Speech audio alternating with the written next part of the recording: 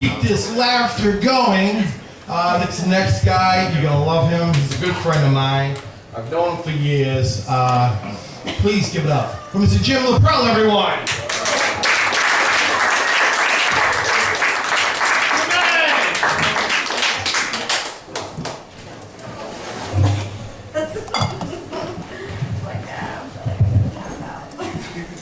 Hey, anybody out here doesn't have kids, you know, like am I the only one without kids?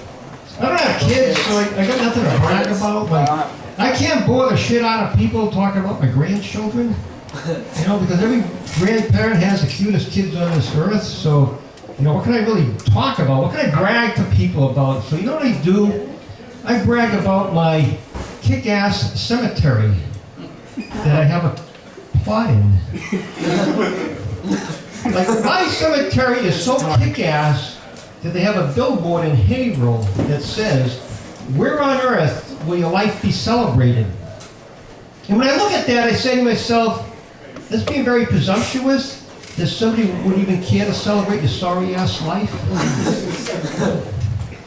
But what's really neat about my cemetery, though, they got a three-person, three-oven crematorium. So there's no waiting.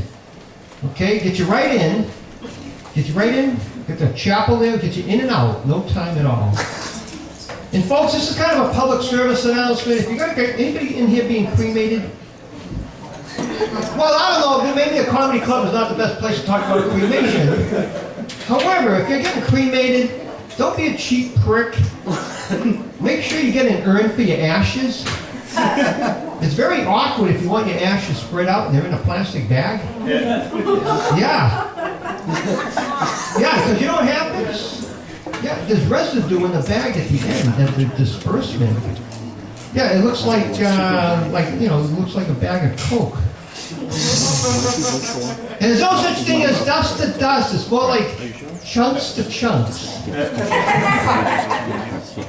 Bone fragments tend to get very big. Yeah. But you know what I did? Like when I bought my two-person cemetery plot, even though I'm single. Yeah, you know why I bought a two-person cemetery plot? Because in that part of the cemetery, you can have a stone above the ground.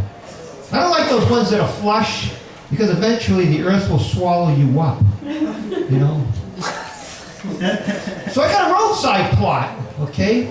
That way when people come to see me, they don't have to drag their lazy asses out of the car. They can just come by and give me like a little toot. And I know what you're thinking, Jim Laprelle, you're being very presumptuous that people would come to see you when you're dead. If they don't come to see your comedy shows when you're alive.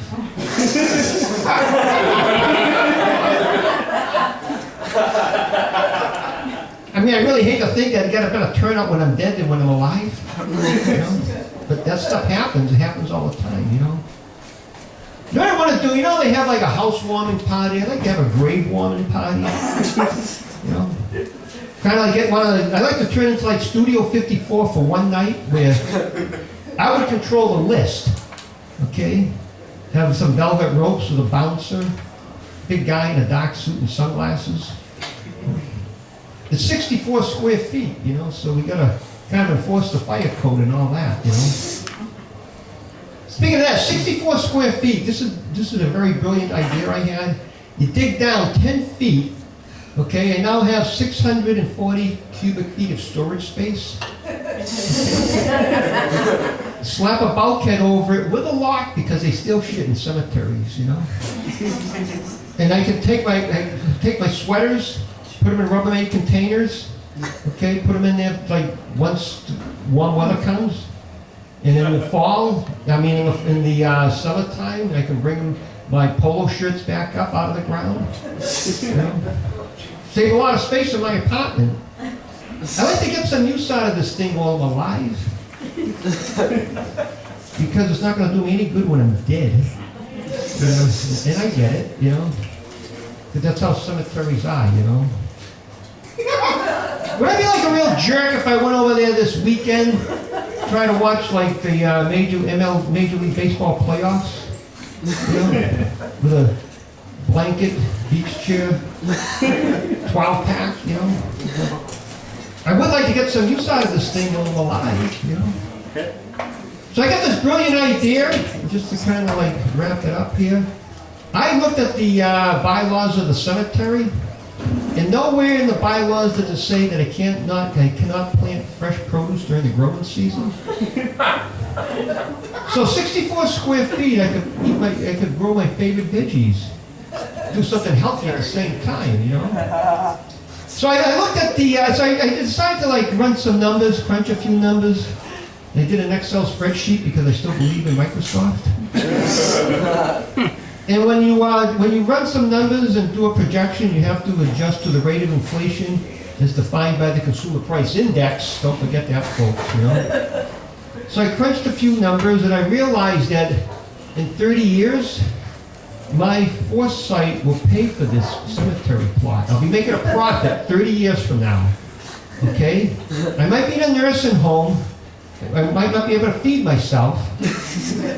But I'll be like, I might not even be laughing all the way to the bank. I'll probably be groaning all the way to the bank. But only time will tell. Hey folks, that's all the time I have tonight. Thank you very much. Back to the host.